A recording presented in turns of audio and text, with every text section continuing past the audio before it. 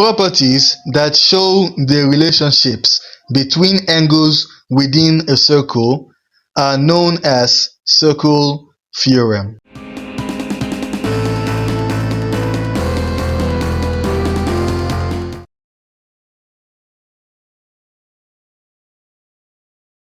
If a chord subtends two or more angles on any point of the circumference, then they are all equal.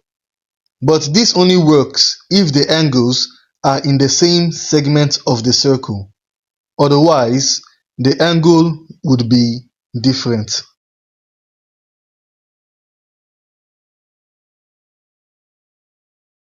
If two angles are subtended by the same chord like this, then the angle at the center is twice the angle at the circumference. The same logic also applies in this example. Angle B remains the same at any other point of the circumference, as long as it is not within the sector created by the angle at the center.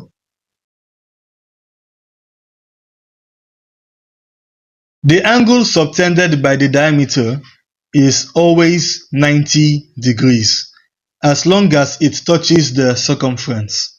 This works because the angle at the center is twice the angle on the circumference.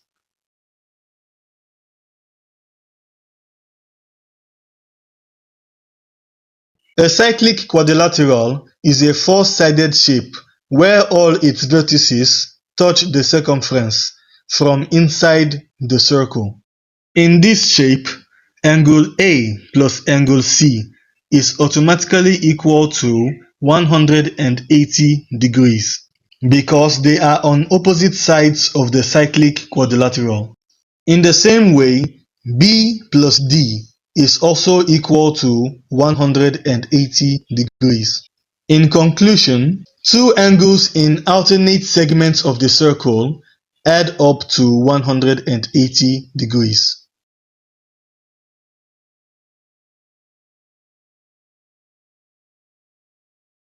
A tangent line goes through a point of the circumference from outside the circle. It can never go inside.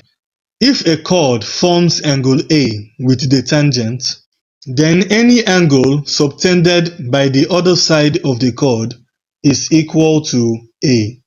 This is the alternate or opposite segment. Let's say the angle on this side is 120 degrees. Then any angle subtended by the chord to this minor segment would also be 120 degrees. As simple as that.